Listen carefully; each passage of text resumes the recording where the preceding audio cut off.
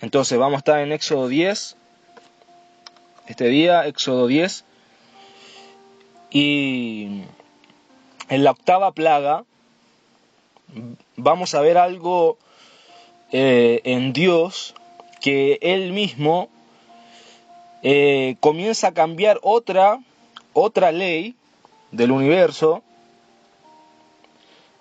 otra función del universo, y aquí vemos que Dios cambia la función del viento. Porque mire, cuando el viento funciona normalmente, el viento manda un aire fresco, claro, y si no existiera el viento, todos nos sofocaríamos. Por eso,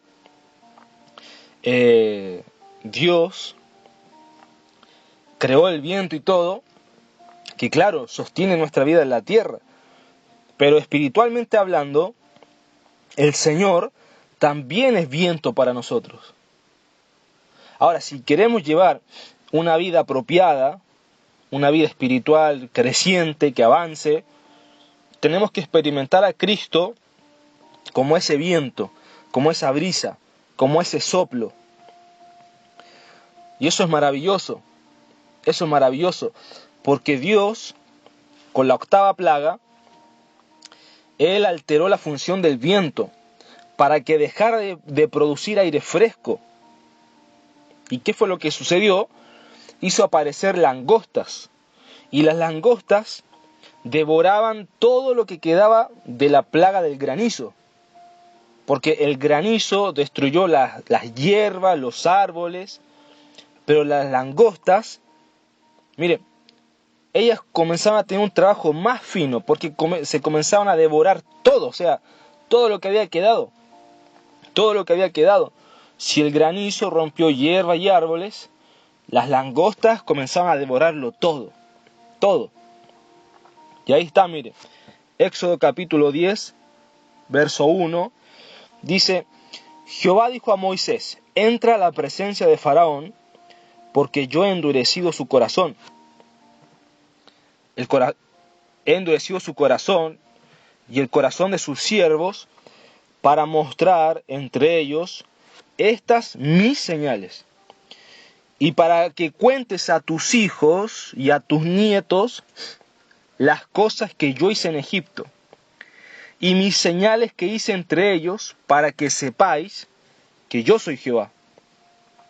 Entonces vinieron Moisés y Aarón a Faraón y le dijeron: Jehová, el Dios de los hebreos, ha dicho así.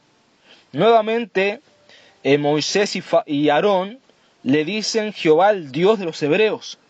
Recuerde que el significado de hebreo es alguien que pasa los ríos, pasa las limitantes, pasa los imposibles. Entonces mire, ¿hasta cuándo no querrás humillarte delante de mí? Así fue el recado que Dios le mandó.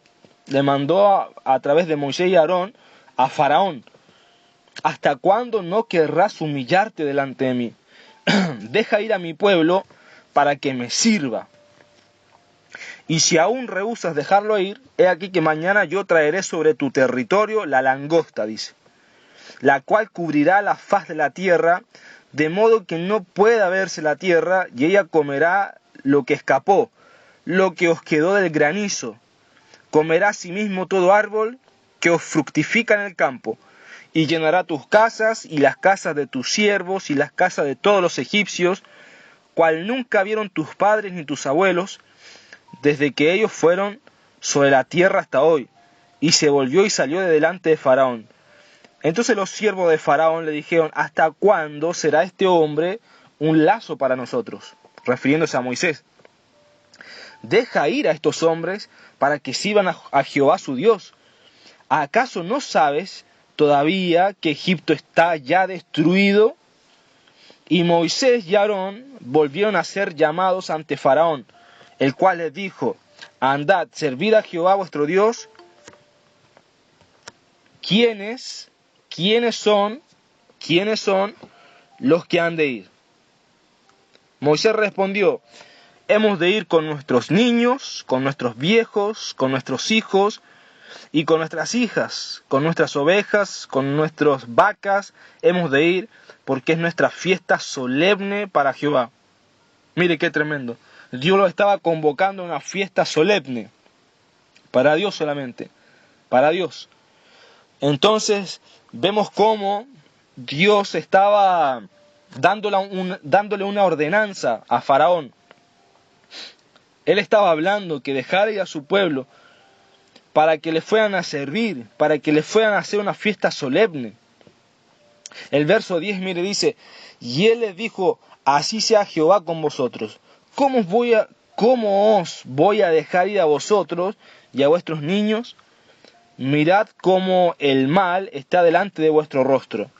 No será así. Id ahora vosotros los varones y servid a Jehová, pues esto es lo que vosotros pedisteis. Y los echaron de la presencia de Faraón. Entonces Jehová dijo a Moisés, extiende tu mano sobre la tierra de Egipto para traer la langosta, a fin de que suba sobre el país de Egipto y consuma todo lo que el granizo dejó. Y extendió Moisés su vara sobre la tierra de Egipto, y Jehová trajo un viento oriental sobre el país todo aquel día y toda aquella noche. Y al venir la mañana, el viento oriental trajo la langosta. Y subió la langosta sobre toda la tierra de Egipto, y se asentó en todo el país de Egipto en tan gran cantidad como no lo hubo antes ni la habrá después. Y cubrió la faz de todo el país, y oscureció la tierra, y consumió toda la hierba de la tierra, todo el fruto de los árboles que había dejado el granizo. No quedó cosa verde en árboles, ni en hierba del campo en toda la tierra de Egipto. Mire, qué destrucción tan completa llevaron a cabo las langostas. Claro, mire, al juzgar a los egipcios y al que Dios educara tanto a los egipcios como a los hijos de Israel, vemos un trabajo tan fino, tan detallado de parte de Dios, porque después del granizo vinieron las langostas. Claro, vinieron a consumir el suplir de vida para los egipcios. Y es tremendo esto. Es tremendo. Porque mire, no obstante, Dios no había terminado, y en la 9ª plaga, Él siguió adelante. Él siguió adelante, mire, verso 21 dice, Jehová dijo a Moisés, extiende tu mano hacia el cielo para que haya tinieblas sobre la tierra de Egipto, tanto que cualquiera las palpe, dice. Y extendió Moisés su mano hacia el cielo, y hubo densas tinieblas sobre toda la tierra de Egipto por 3 días. Por 3 días, miren. Entonces, ahora, el sol, la función del sol ya había cambiado. Entonces hubo densas tinieblas por toda la tierra. Y estas tinieblas eran tan densas que uno las podía sentir, que aquellas personas podían sentir esas tinieblas. Y no eran tinieblas abstractas, sino eran tinieblas sólidas. Y eso lo dice el verso 23, mire, dice, ninguno vio a su prójimo, dice, ni nadie se levantó de su lugar en 3 días. Claro, porque debido a las tinieblas, todo el movimiento se paró en Egipto, todo, mire. Entonces esto es tremendo, porque Dios puede hacer conforme a lo que Él quiera en las naciones, en el mundo. Mire, es tremendo esto, porque Dios con estas tinieblas densas paró a Egipto, y Dios puede parar naciones de un día para otro, porque todo depende de Dios, toda la tierra y su plenitud le pertenecen a Él. Entonces durante 3 días todo se detuvo, y esta es la sabiduría de Dios para disciplinar a los egipcios. Mire, Él no usó armas que los hombres pudiesen considerar como armas poderosas, no, al contrario. Él usó cosas como las ranas, como las moscas, como las langostas. Entonces, mire, Es tremendo la sabiduría de Dios para tratar con los egipcios, la sabiduría de Dios para tratar con las naciones, la sabiduría de Dios para tratar con Faraón. Dios es sabio, es preciosa su sabiduría. Entonces mire, el tercer grupo de plagas, porque claro, ya hemos visto dos grupos de plagas, pero el tercer grupo es más significativo que los otros dos. ¿Por qué? Porque mire, en estas tres plagas, Dios usó la lluvia, el viento y claro, el sol. Entonces mire, esto impedía que los egipcios vieran. Porque claro, mire, en el verso 7 del capítulo 10 de Éxodo, los siervos de Faraón le preguntaban, ¿hasta cuándo este hombre será un lazo para nosotros? Ya estaban Moisés con lo que Dios estaba haciendo con él, los estaba trastornando. Porque dice, deja ir a estos hombres para que sirvan a Jehová su Dios. Entonces, ¿qué fue lo que pasó? Faraón permanecía obstinado. No quiso hacer caso ni a sus siervos, ni a Moisés, ni a Aarón, ni a Dios mismo. Estaba obstinado. Y mire, en varias ocasiones Faraón regateó con Moisés y Aarón. Porque en el verso 8 del capítulo 10 dice, andad, servid a Jehová vuestro Dios. ¿Quiénes son los que han de ir? Entonces mire cómo empieza la estrategia de Faraón a regatear, así como a negociar. Y claro, Moisés dice, hemos de ir con nuestros niños, viejos, hijos, hijas, con las ovejas, con las vacas, porque se iba a levantar una fiesta solemne. Ahora, cuando Faraón oyó esto, él, mire, les dijo que el mal estaba delante de ellos. Era como que les quería decir que los jóvenes, que los hijos corrían un peligro de morir. Entonces, ¿qué fue lo que hizo Faraón? ¿Qué fue lo que comenzó a exigir Faraón? Que los niños permanecieran con él y que los hombres solamente salieran a servir.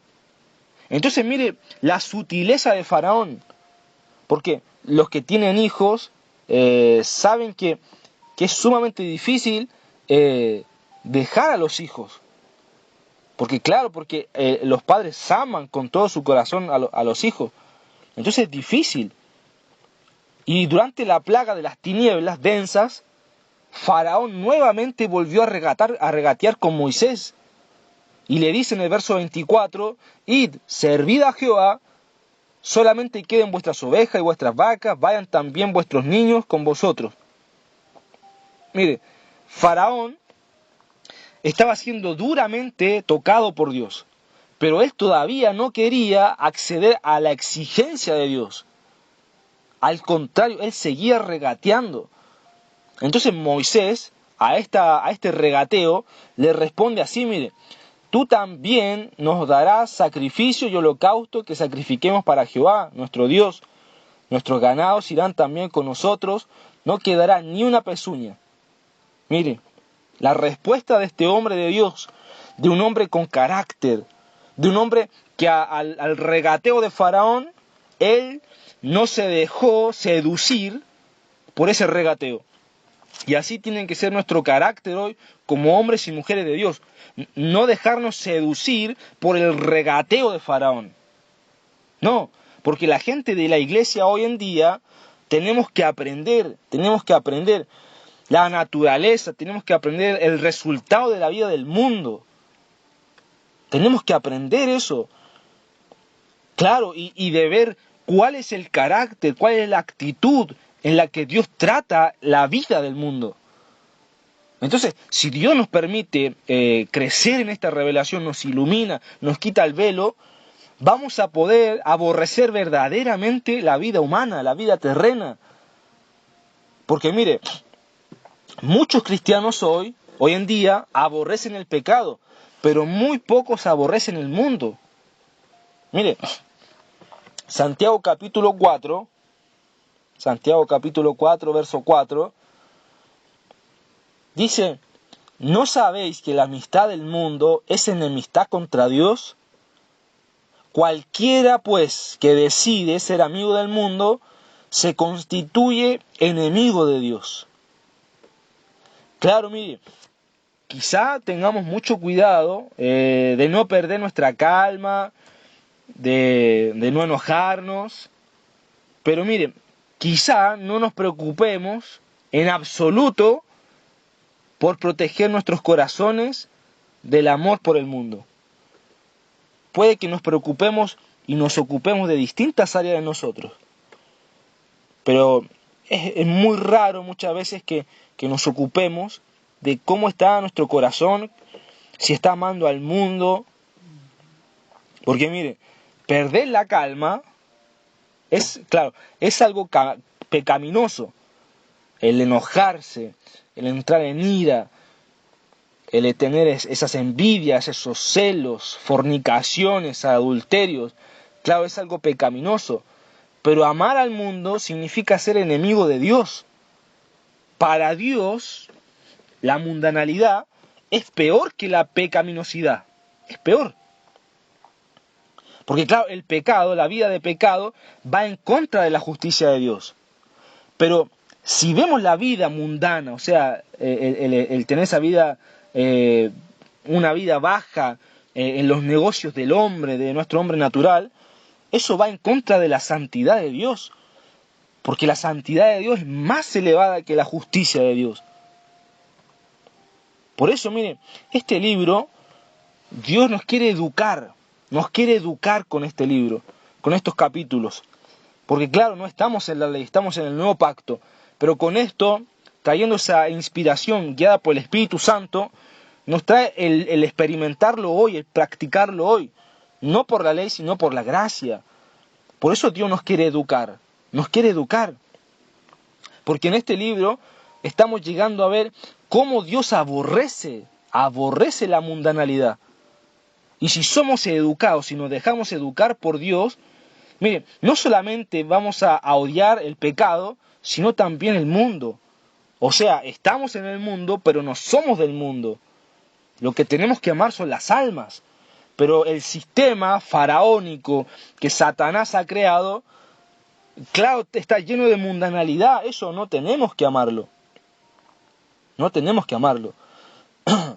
Porque mire, por la terquedad de Faraón, es un motivo de darle gloria, honra al Señor. ¿Por qué? Porque en Romanos capítulo 9, Pablo, el apóstol Pablo, expone el caso de Faraón y lo coloca como ejemplo. Porque Faraón no se sometió y Dios mandó plaga tras plaga sobre los egipcios, y en cada plaga Dios nos quiere dar una lección a nosotros, nos quiere enseñar. Y esto nos tiene que dejar impresionados. ¿Por qué? Porque si Dios nos deja impresionados con el significado de cada plaga, nos vamos a apartar de la mundanalidad y vamos a llegar a aborrecer lo que el mundo nos propone, lo que el mundo nos ofrece. Mire, Romanos capítulo 9, verso 14 al verso 18. Dice, ¿qué pues diremos? ¿Que hay injusticia en Dios? En ninguna manera, pues a Moisés dice, tendré misericordia del que yo tenga misericordia, y me compadeceré del que yo me compadezca. Así que no depende del que quiere ni del que corre, sino de Dios que tiene misericordia. Porque la Escritura dice a Faraón, para esto mismo te he levantado. Mire, ¿para qué Dios levantó a Faraón? Para mostrar en ti mi poder y para que mi nombre sea anunciado por toda la tierra, de manera que de quien quiere tiene misericordia y al que quiere endurecer, endurece. Mire qué tremendo, ¿por qué Dios levantó a Faraón? ¿Por qué Dios permitió que Faraón fuera obstinado, que su corazón se cerrara? Es maravilloso, ¿por qué? Porque Dios quería mostrar su poder, Dios quería mostrar su autoridad. Eso es glorioso. Entonces quería mostrar su soberanía, porque si vemos su soberanía, Ahí vamos a poder ver su misericordia. Porque mire, Dios pudiendo hacernos de todo, prefiere tener de nosotros misericordia. Y todos los ojos de la tierra estaban puestos en Egipto, con los faraones, con sus imperios, y Dios se iba a exaltar allí, porque todos los ojos estaban puestos en las naciones. Todos los ojos, dice, para mostrar en ti mi poder y para que mi nombre sea anunciado por toda la tierra. Todos los ojos estaban puestos en Egipto, todos, porque era un imperio grande. Entonces Dios coloca y hace cuando Él quiere, porque Él conoce el corazón de cada uno, Él conoce los tiempos, Él conoce todo. Y miren, Dios le plació tener misericordia de nosotros, porque Dios tiene algo muy especial con su pueblo, con nosotros. Mire, en este caso, con Moisés, en su gran soberanía, Dios, todos los días, Dios se le estaba revelando a Moisés. Le estaba mostrando, lo estaba educando, le estaba revelando su misericordia. Porque mire, Dios a nosotros no nos hizo faraones. Dios a nosotros nos ha hecho sus Moisés. Somos sus hijos. Nos escogió para que Él tenga misericordia de nosotros. Dios ha planeado tener misericordia para con nosotros. Mire, Él nos escogió no porque nosotros corriéramos, no porque yo me esforzara, sino porque Él quiso tener misericordia de mí, quiso tener paciencia de mí, quiso tener amor para conmigo. Por eso cada mañana tengo que ir a buscar sus misericordias. Por la misericordia de Jehová no hemos sido consumidos, porque nunca decayeron tus misericordias. Nuevas son cada mañana, nuevas son cada mañana. Entonces por eso Moisés enfrente podría ver a un hombre lleno de autoridad, lleno de poder terrenal. Pero Moisés veía que Dios estaba obrando a favor de él. Aunque Moisés viera el panorama totalmente contrario, Moisés, Dios lo levantaba por sus misericordias. Y cada mañana iba con el respaldo de Dios. Cada mañana Dios estaba respaldando a Moisés. Y Moisés veía cómo todo se tenía que doblegar ante la palabra poderosa de Dios. Entonces esta tiene que ser nuestra vida, ir a contemplar sus misericordias mañana tras mañana, dejarnos levantar por la misericordia de Dios y cada mañana ir con el respaldo de Dios a afrontar el día y ver cómo todo se tiene que doblegar ante la palabra poderosa de Dios que está llena de autoridad, llena de autoridad. Entonces cada vez que vamos al altar a buscar su hermosa presencia, Él nos va a colocar en gracia en todos lados. Él nos va a colocar en gracia en todos lados. Mire qué tremendo, qué tremendo. Por eso es glorioso lo que Dios nos quiere enseñar con este libro. Mire, después de que los hijos de Israel fueron redimidos y salieron de Egipto, Dios, mire, ¿qué es lo que hace Dios? Dios los lleva al monte Horeb, al monte de Dios. Y es ahí donde recibieron la revelación, el diseño del tabernáculo. Por eso, mire, Dios nos está dando para tener una visión clara del mundo, porque nos quiere sacar, nos quiere separar de ahí, para que se nos revele la morada de Dios, la iglesia. La iglesia. Se nos tiene que revelar el funcionar de la iglesia, el cuerpo de Cristo. Se nos tiene que revelar. Porque claro, no es de cualquier manera la vida de iglesia. Al contrario, la vida de iglesia tiene que ser inspirada por el Espíritu Santo. Tenemos que tener esa comunión con el Espíritu Santo. Entonces, Faraón comenzó a hacer un regateo, ¿cierto? Y Faraón no representa solamente a Satanás. Faraón también representa el yo, el hombre natural. Y también pueden ser nuestros parientes, nuestros amigos. También pueden ser un faraón para nosotros hoy en día. Y claro, no solo esto, miren, puede ser nuestra voluntad, puede ser nuestra mente natural, puede ser nuestra parte emotiva. Eso puede ser un faraón que se rebela en contra de Dios o que quiere regatear con Dios sutilmente. Entonces, mire qué tremendo, para ver cómo cómo nosotros también tenemos que salir de esto, ser separados de esto. Porque muchas veces nuestra mente natural no nos acompaña en lo que Dios nos está diciendo. Nuestra mente natural muchas veces entorpece lo que Dios dice, o nuestra voluntad. Por eso es que yo cada mañana tengo que ir a morir a mi voluntad. Porque claro, puede ser un faraón que se está levantando, puede ser un faraón que se está rebelando en contra de Dios, puede ser un faraón que está negando la palabra de Dios. Y claro, nuestra parte emotiva también. El que nuestra mente nos juegue una mala pasada, el que la tristeza, el exceso de alegría también. Ahí tenemos que tener ese equilibrio. Porque mire, la exigencia de Dios para con Faraón, la vimos en el capítulo 5. Y claro, Dios le habló por medio de Moisés y Aarón. Deja ir a mi pueblo a celebrarme fiesta en el desierto. Y claro, el Señor también le estaba exigiendo que su pueblo viajara 3 días por el desierto para celebrarle fiesta. Capítulo 5, verso 3. Entonces mire, aquí hay algo maravilloso, porque en ese viaje de 3 días, no solo representa que iban a caminar bastante, esto estaba mostrando la sepultura y la resurrección. Porque claro, mire, el viaje de 3 días, ese viaje que iban a tener, una distancia grande, importante, representa la sepultura y la resurrección. Porque claro, Cristo resucitó al 3er día. Entonces mire, es una obra preciosa, completa. Porque nuestro hombre natural tiene que ser sepultado. ¿Para qué? Para que podamos ser levantados de la muerte y somos introducidos en la resurrección. Esto tengo que experimentarlo, mire, si lo pasamos por nuestra mente humana, no lo vamos a comprender. Pero la obra de Dios es poderosa en nosotros. Y yo todo esto lo tengo que experimentar día a día.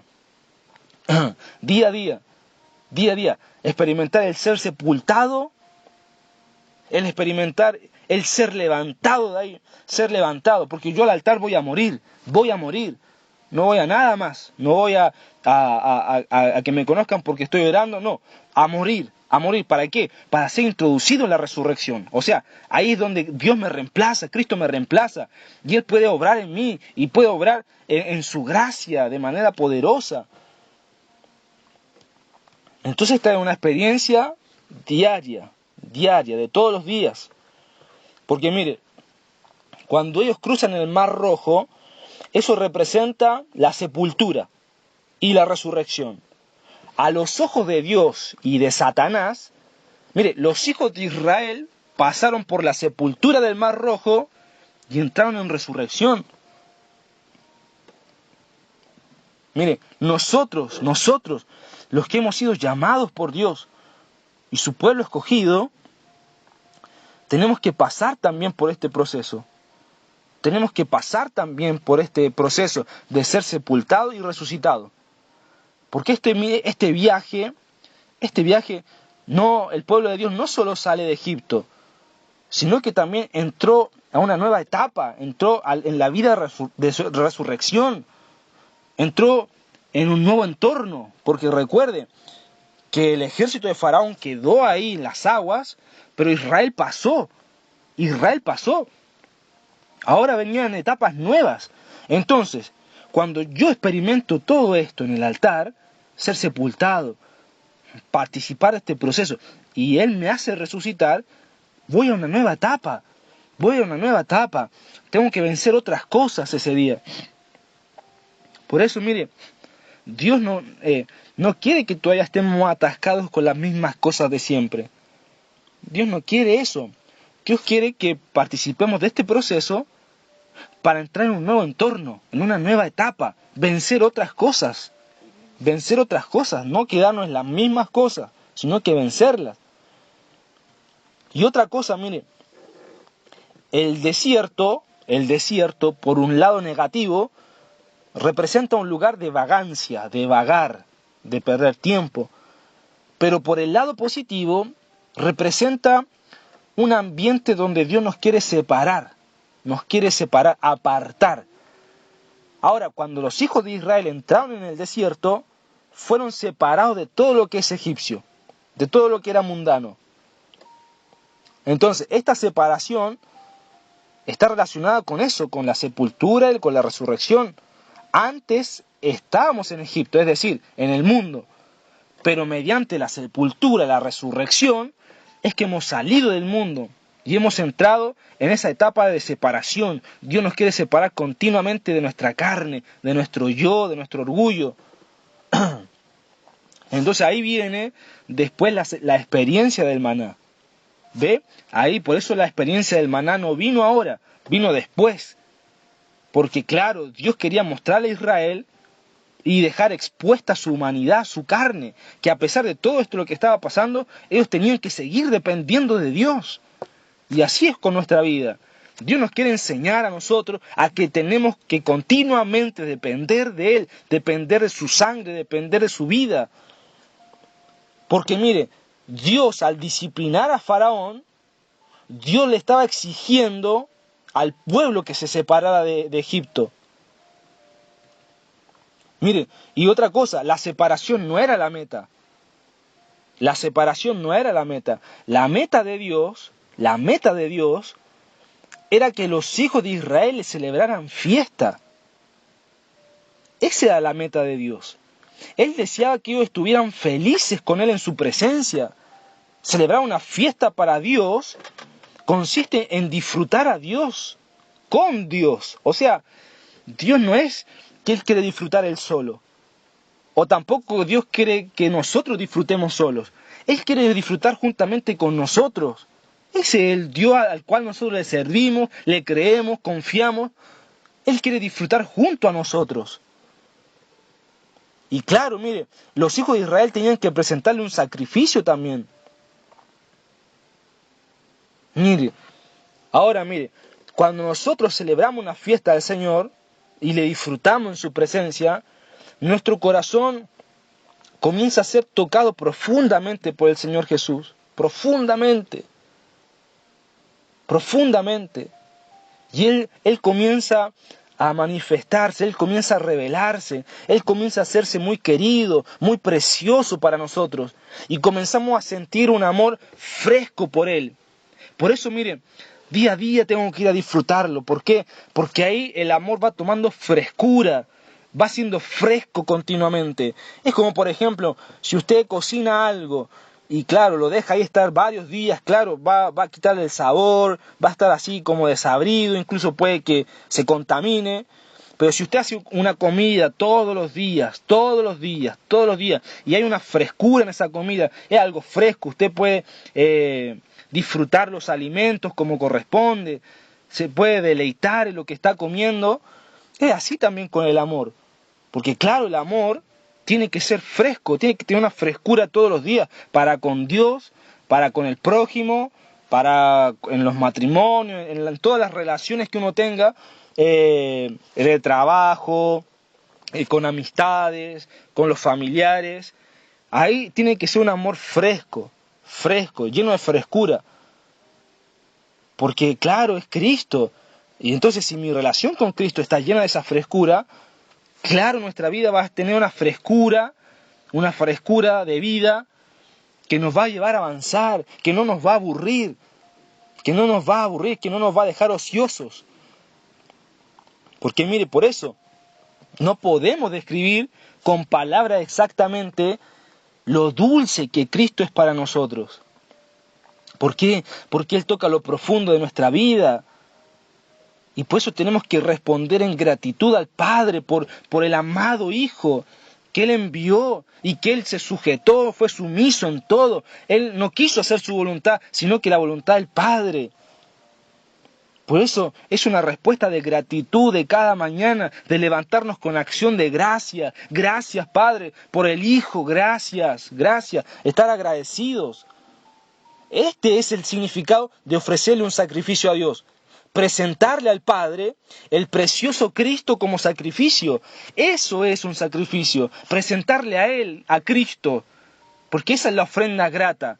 Porque cuando le ofrecemos Cristo al Padre, el Padre está complacido, el Padre está feliz, el Padre está satisfecho con nosotros. ¿Por qué? Porque está Cristo de por medio. Por claro, ahí está, ¿ve? Cristo de por medio le da felicidad al Padre. Si yo me presento en mi humanidad, no, porque claro, mi humanidad está llena de errores, llena de lo malo. Pero si presento ese sacrificio precioso, ahí Él está satisfecho.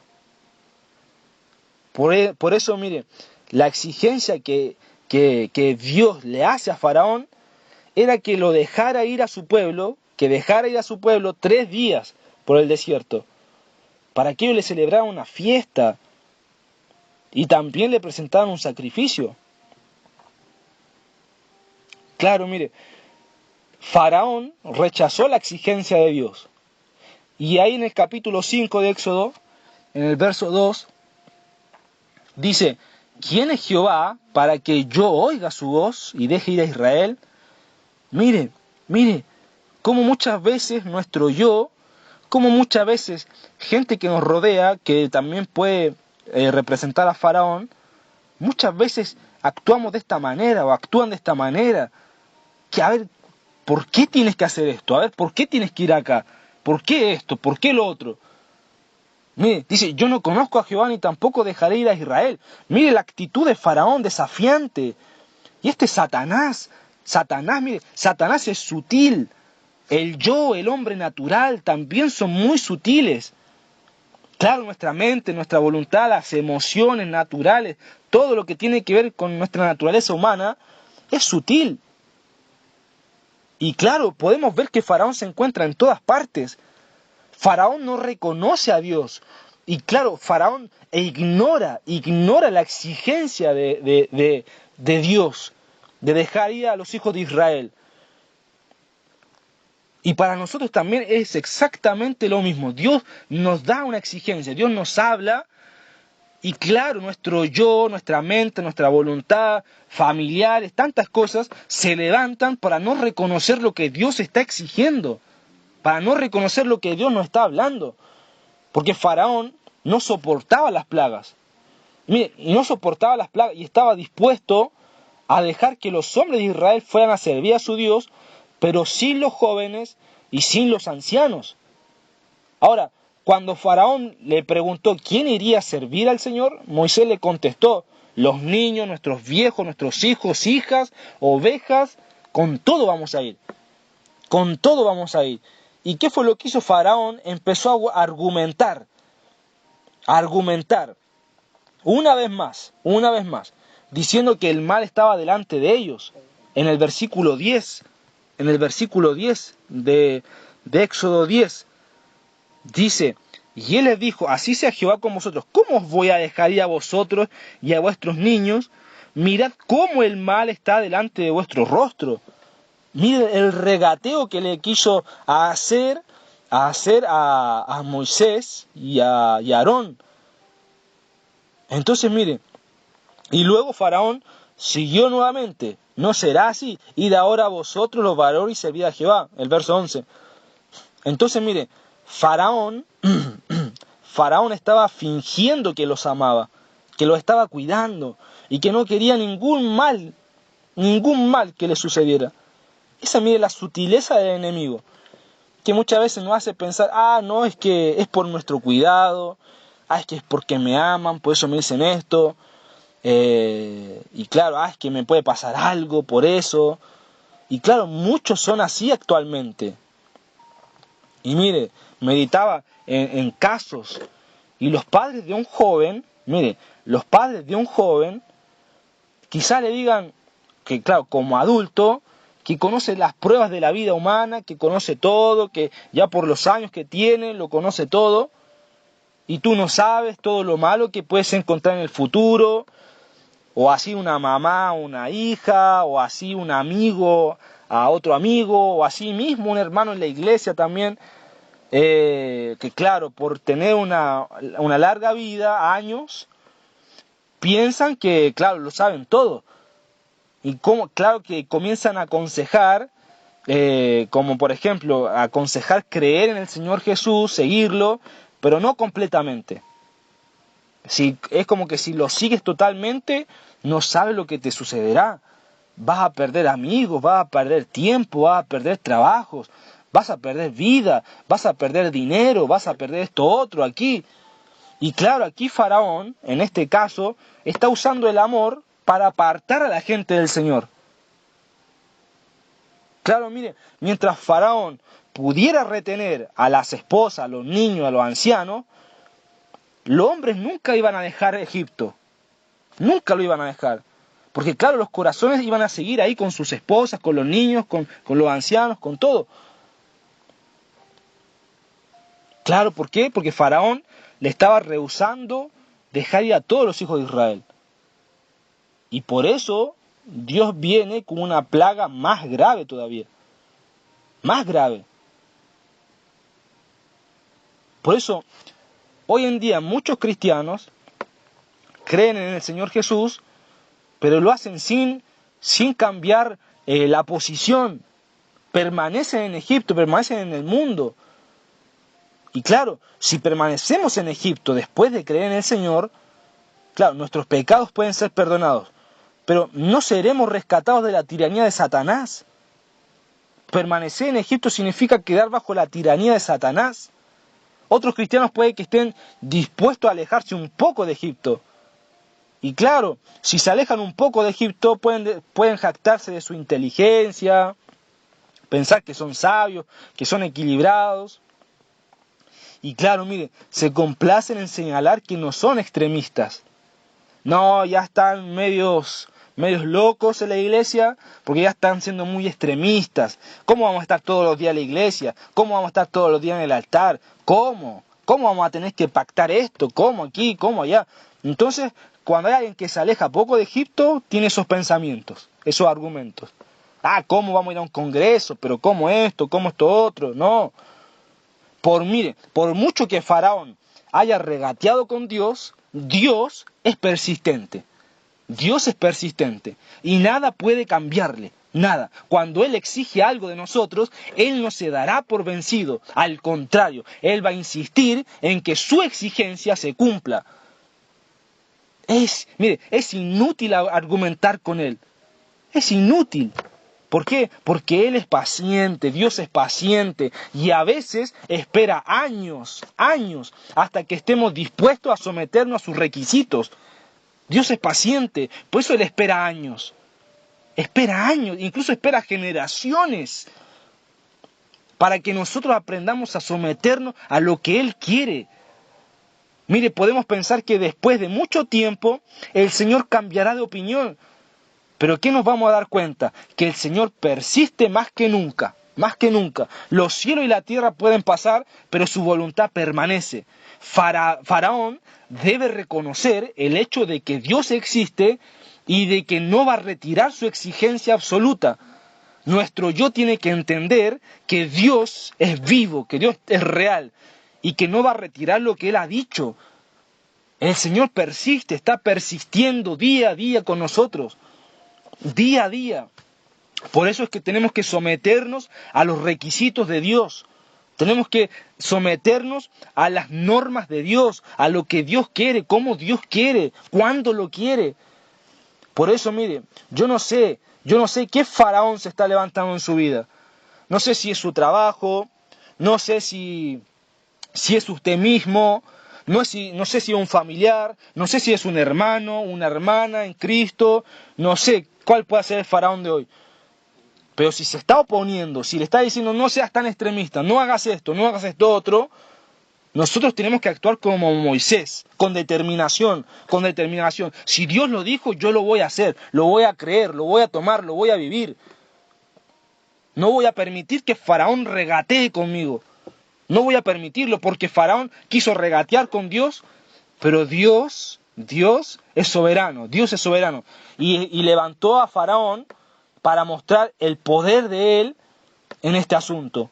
Por eso, mire, cada día que vamos al altar a buscar su hermosa presencia, Él nos va a colocar con esa autoridad y con esa determinación.